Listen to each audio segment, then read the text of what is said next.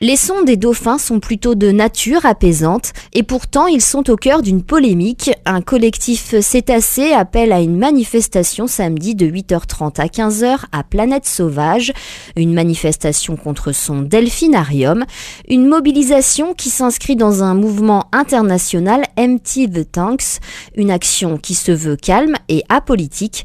Nathalie Vauquier, membre du collectif Cétacé. Alors dans le delphinarium, on pense qu'un dauphin est heureux parce qu'il sourit toujours, mais un dauphin sourit même mort. C'est-à-dire que les dauphins en captivité sont soignés sous médicaments parce qu'ils ont des anxiolytiques, souvent ils dépriment, ils ont une conscience qui est très développée, donc ils ne supportent pas cette vie en bassin. Puis aussi ils sont avec des congénères, ils sont mélangés à d'autres dauphins, donc pour ne pas se battre entre eux, ils sont obligés d'être sous médicaments. Pour faire un numéro, le dauphin est sous l'emprise de nourriture, c'est-à-dire que s'il n'est pas affamé pour faire son numéro, il ne fera pas son numéro. Donc vous verrez qu'à chaque fin de cabriole ou de saut, on lui lance un poisson, c'est comme ça qu'il va pouvoir exécuter son numéro, sinon il ne le ferait pas. Et à ceux qui disent que de les mettre en captivité permet aussi de les protéger, vous répondez quoi ?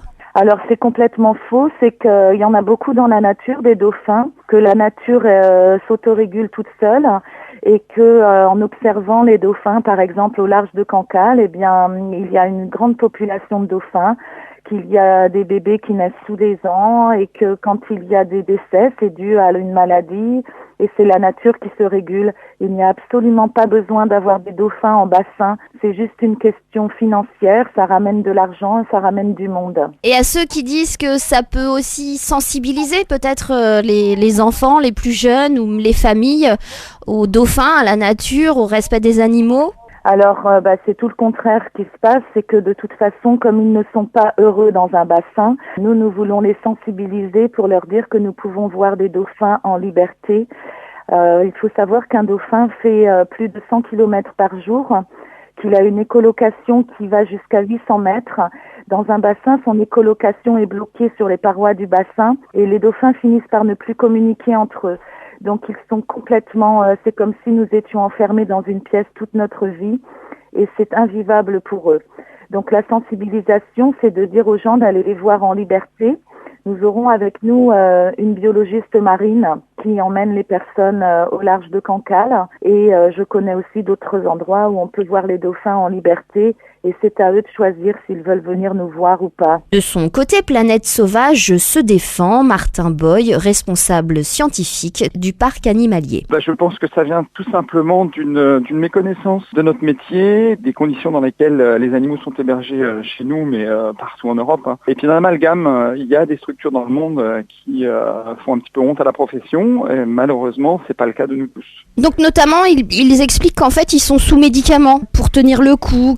Alors les dauphins ne vont pas avoir plus de médicaments que vous, que moi, même moins que vous et moi, mais ça va être comme les chiens, les chats, c'est-à-dire quand un animal est malade, on le soigne. Heureusement, c'est pas fréquent. 99% des journées se passent où les dauphins, tout ce qu'ils vont recevoir, c'est chez nous le jeudi, une petite vitamine qui est perdue dans le poisson par la congélation. Donc voilà, ils reçoivent que ça. Les animaux, les dauphins sont des prédateurs, ils sont naturellement peu craintifs et curieux, donc ils ont déjà une curiosité naturelle. Et nous, on va interagir avec eux en leur proposant différentes choses. Et l'amalgame qui est fait avec la nourriture, simplement, c'est qu'on va faire cet apprentissage des comportements au moment des repas. Et c'est ce qu'on appelle, c'est un terme assez technique, c'est le conditionnement opérant. Mais encore une fois, quand on connaît vraiment bien comment ça marche, on se rend compte qu'on n'utilise pas la nourriture, c'est-à-dire qu'on ne va pas diminuer ou augmenter la ration pour obtenir quelque chose de l'animal, simplement on va nourrir à des moments bien particuliers. Et quoi qu'il se passe dans la journée, que les animaux aient autre chose à faire, par exemple leur vie de groupe, ils mangent la ration qui est prévue pour répondre à leurs besoins. Du coup, pour vous, pourquoi est-ce important de défendre les delphinariums ? Qu'est-ce que ça apporte selon vous ? Mon activité principale, c'est pas de défendre les delphinariums, c'est de faire mon métier comme mes collègues. L'intérêt qu'il y a à avoir des dauphins en delphinarium, c'est multiple. On va pouvoir les montrer à des gens qui n'ont pas forcément la possibilité de les voir. Avant que les delphinariums existent, les gens, la plupart, pensaient que les dauphins étaient par exemple des poissons, ce qui ne sont pas du tout. Donc on va pouvoir vraiment être ambassadeur de cet animal extraordinaire et puis parler surtout des problèmes qu'ils rencontrent, notamment en mer. Vous avez tout simplement les sacs plastiques, c'est un exemple dont on parle tous les jours chez nous. Les dauphins prennent ça pour des méduses, les avalent et peuvent en mourir. Voilà, on va toucher par jour des centaines, voire des milliers de personnes à qui on va pouvoir expliquer, écoutez, quand vous allez à la plage, respecter le milieu de vie de ces animaux-là. Ça, c'est ce qu'on va appeler tout le volet pédagogique, éducation de nos visiteurs.